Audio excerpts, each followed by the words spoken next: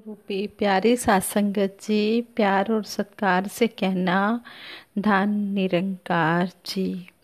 सत्संगत जी, सतगुरु माता जी की असीम कृपा से दासी आप जी के चरणों में ये विचार रखने जा रही है। ये विचार आप जी प्रवान करना। कहते हैं, एक बार एक महात्मा कुछ भक्तों के साथ बैठकर ज्ञान चर्चा कर रहे थे। प्रभु चर्चा हो रही थी। उस महात्मा ने उन भक्तों से प्रश्न किया कि भगवान कहाँ रहते हैं। एक ने कहा कि भगवान ऊपर आसमान में रहते हैं। दूसरे ने कहा कि भगवान मंदिर में रहते हैं। तीसरे ने कहा भगवान तीर्थों में रहते हैं। चौथे ने कहा भगवान हमारे आसपास रहते हैं। उसी भीड़ में से एक बच्ची ने कहा कि भगवान हमारे मन में रहते हैं। तब उस महात्मा ने कहा कि इस बच्चे का आंसर सबसे सही है, क्योंकि यह सत्य है कि यह प्रभु परमात्मा निरंकार हमारे अंग संग है। यह हर जगह व्यापक है। पर जब तक हमारा मन यह स्वीकार ना कर ले कि यह निरंकार हमारे अंदर बाहर हर जगह हमारे पास है, तब तक मन में निरंकार के प्रति विश्वास पूर्ण नहीं होता। विश्वास ही हमें इस निरंकार प्रभु के एहसास के साथ जोड़ता है। अब एक और भगत ने प्रश्न किया कि अगर यह निरंकार आस पास मौजूद है तो आप इस निरंकार के दर्शन करवाओ। तो उस महात्मा ने आंसर दिया कि जिस तरह अंधेरे और रोशनी को नापा नहीं जा सकता, उसी तरह इस भगवान, इस निरंकार को यूं नहीं दिखाया जा सकता। जब अंधकार में रोशनी की एक लौ जला दी जाती है, तब वहाँ अंधकार नहीं रह जाता, तब वहाँ चारों ओर रोशनी ही रोशनी नजर आती है। इसी तरह जब सतगुरु की कृपा से इस निरंकार का ज्ञान मिल जाता है, जब इसकी पहचान हो जाती है, तब सतगुरु यह सर्वव्यापी परमात्मा सब जगह नजर आने लग जाता है। यह प्रभु खाली भी है और भरा हुआ भी है, बस नजरों का फेर है। सतगुरु के ज्ञान से मन में विश्वास आ जाता है तो यह भरा हुआ नजर आने लगता है। यह हर जगह नजर आने लग जाता है। विश्वास आवश्यक है, क्योंकि विश्वास ही हमें भवसागर से पार ले जाता है। और सतगुरु के बिना ज्ञान नहीं होता, सतगुरु के बिना मोक्ष नहीं मिलता, सतगुरु के बिना सत्य की जानकारी नहीं होती, और सतगुरु के बिना दोष नहीं मिटता। जिस प्रकार आँखों के आगे आए हुए पर्दे को हटाने के लिए डॉक्टर की शरण में जाना पड़ता है, उसी प्रकार मन की आँखों के आगे आए हुए ये अज्ञानता रूपी अंधकार, इस पर्दे को हटाने के लिए, इस अंधकार को हटाने के लिए, अज्ञानता रूपी अंधकार को हटाने के लिए सतगुरु की शरण में जाना जरूरी होता है। सतगुरु ही इंसान को ज्ञान की दृष्टि देकर अज्ञानता के अंधकार को दूर करता है। यह संसार एक तूफानी समुंदर की तरह है। सतगुरु के बिना कोई भी भव सागर से पार नहीं हो सकता। सतगुरु की कृपा से ही ये निरंकार मिलता है। ब्रह्म ज्ञान बिना मुक्ति नहीं होती, और ब्रह्म ज्ञान सतगुरु से ही मिलता है। सतगुरु की दया और मार्गदर्शन के बिना मानव परमात्मा तक नहीं पहुंच सकता। सतगुरु की महिमा अपार है। सतगुरु माता है, पिता है, स्वामी है, परमेश्वर है। सतगुरु सब सुख देने वाला सच्चा मित्र है, जो कभी भी साथ नहीं छोड़ता। ये हर समय हमारे साथ रहता है। सतगुरु अज्ञानता का नाश करता है। यह पारस के समान गुणों से भरा हुआ और पतित पावन है। सतगुरु एक तीर्थ है। सतगुरु रूपी इस अमृत सरोवर में स्नान करने से जीव पवित्र हो जाता है। सतगुरु का मंत्र ही हरि का मंत्र है, जिससे शरण में आए हुए जीव का उद्धार होता है। जो सतगुरु की शरण में आ जाता है, सतगुरु उसका उद्धार कर देता है। जो शरण आवे तिस कंठ लगावे।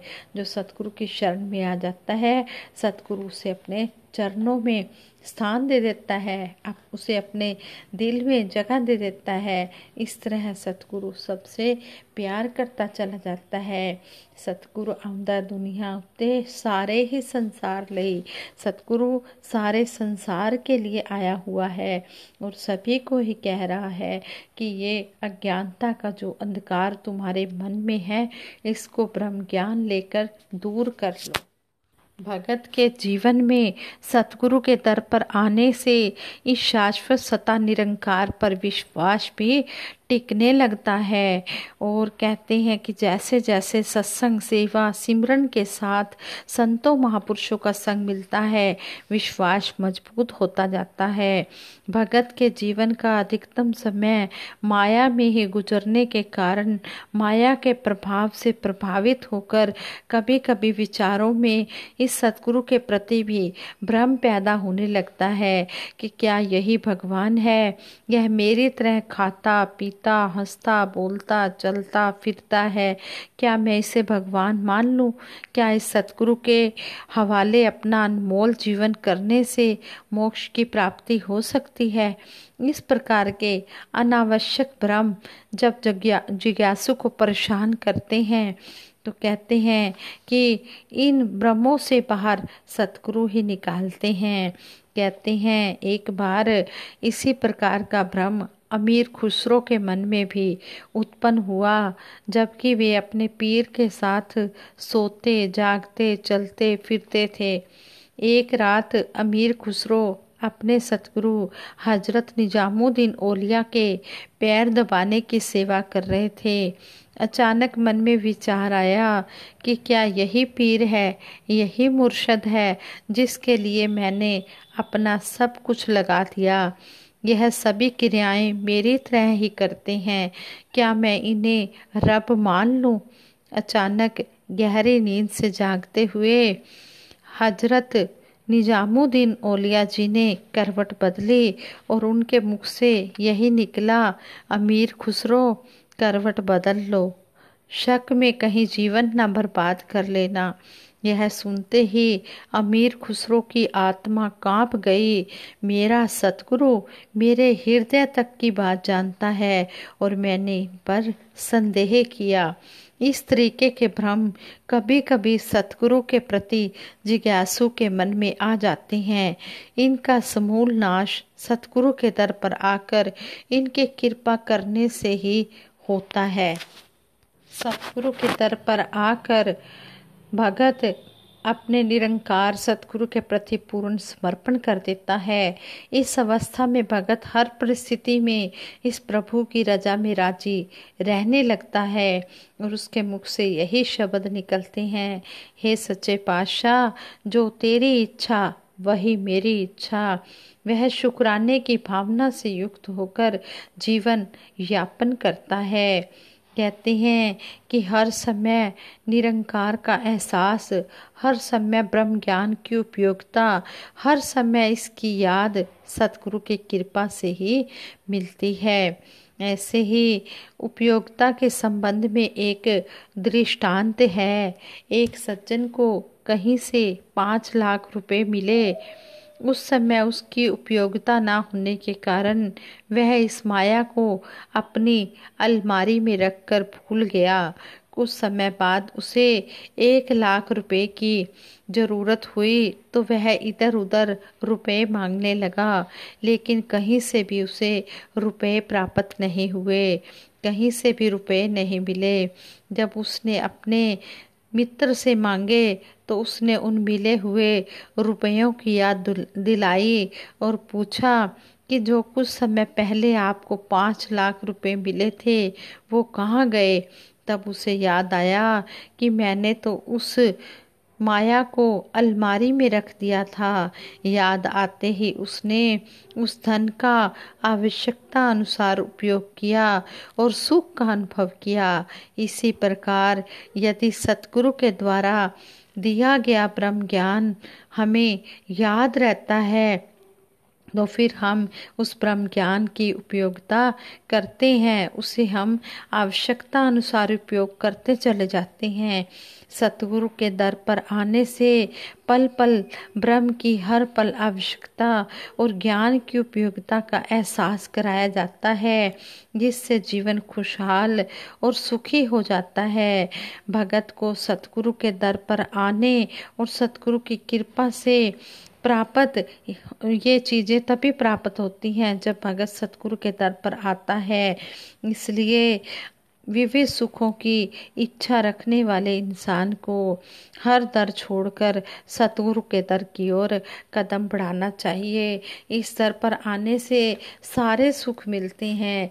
ये सच्चा पातशाह अपने भगत को हर प्रकार के सुख देता है और कभी भी एहसान भी नहीं जताता कि मैंने ये दिया है। ये कहते हैं कि ये ऐसा हमें सतगुरु दाता मिला है, ऐसा सच्चा पातशाह मिला है जो हर पल हमारी संभाल करता है, कभी भी हमें परेशान नहीं होने देता, हमारी हर परेशानी को परेशान होने से पहले ही हल कर देता है। ऐसा हमें प्यारा सच्चा सतगुरु हमारा दयालु मिला है। हम हर पल इसका शुक्राना ही करते चले जाएं और यही सतगुरु के चरणों में अरदास करें। गुजर जाए जो दर तेरे, सफल ओ जिंदगानी है, जो तेरे काम आ जाए मुबारक ओ जवानी है।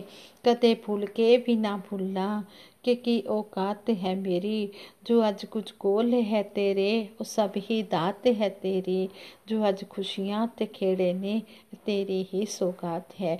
सच्चे पातशाह जो कुछ भी आज मुझे मिला है वो आप जी की कृपा से मिला है। हम अपनी औकात ना भूलें और गुरु की सौगात ना भूलें। सतगुरु के चरणों से यही अरदास करते हैं। हे सच्चे पातशाह, जिस तरह भी आप जी ने हमें जोड़ा है, आप जी हमें जोड़ के रखना। आप जी का ही सहारा है, आप जी का ही आसरा है। तेरे दर को छोड़कर किस तर जाऊं मैं, सुनता मेरी कौन है, किसे सुनाऊं मैं। सच्चे पातशाह हमने आप जी का ही दामन पकड़ा है, आप जी के ही सहारा है। हमें इसी तरह अपने चरणों से अंतिम श्वासों तक लगा के रखना। उदासी सभी के लिए, सारे संसार के लिए मंगल कामना भी करती है कि सच्चे पातशाह सभी के घरों में खुशियाँ हों, खेड़े हों, हर प्रकार के सुख हों, किसी को भी कोई भी कमी ना हो। खुशी इतनी देना कि कोई कमी ना हो, सब हंसते बसते रहन, ऐसे हालात बख्श दे। ए बख्शन हारे सब नु सुखा दी दात बख्श दे। सच्चे पातशाह तेरी पूजा याद रहे, तेरी इबादत याद रहे। बख्श लो माता जी, हमें हर पल आप जी की याद रहे हमारे मन में। इसी तरह हम आप जी की याद में लगे रहें। इसी तरह सत्संग सेवा सिमरन करते हुए हम अपना ये जीवन यापन करते चले जाएं। यही मांग आप जी के चरणों से मांगते हैं। तेरी संतान है, सारे इंसान है, फर्क तूने किसी को बनाया नहीं। आप जी की नज़र में सभी हैं बराबर। सच्चे पातशाह जो भी आप जी की शरण में आ जाता है, आप जी कभी भी ये नहीं देखते कि ये कौन है, पापी है, कपटी है, मूर्ख है, कैसा इंसान है, कैसे अवगुणों से भरा हुआ है। नहीं, किसी के अवगुणों की तरफ तो देखते ही नहीं हो। आप जी उसको अपने चरणों में लगा लेते हो। उसके जितने भी पाप गुनाह होते हैं उनको इस तरह ख़त्म कर देते हो जिस तरह कहते हैं एक घास का सूखा ढेर होता है, उसको जब एक कहते हैं कि जब उसको आग लगाई जाती है तो वो जलकर राख हो जाता है। इसी तरह सतगुरु भी जब इसकी शरण में कोई भी जीव आ जाता है तो सतगुरु भी उसके सारे पाप गुनाह इसी तरह ख़त्म कर देता है और उसको ब्रह्म ज्ञान देकर मुक्ति का रास्ता दिखाता है और फिर उसकी मुक्ति भी कर देता है, उसको मोक्ष दे देता है। जय पातशाह इसी तरह हमें जोड़ के रखना। और दासी सबके सुखों के लिए सिमरन करवाएगी। और दासी से विचार करते हुए कई प्रकार की गलतियां हुई होंगी, आप जिसे दासी उन गलतियों के लिए क्षमा मांगती है।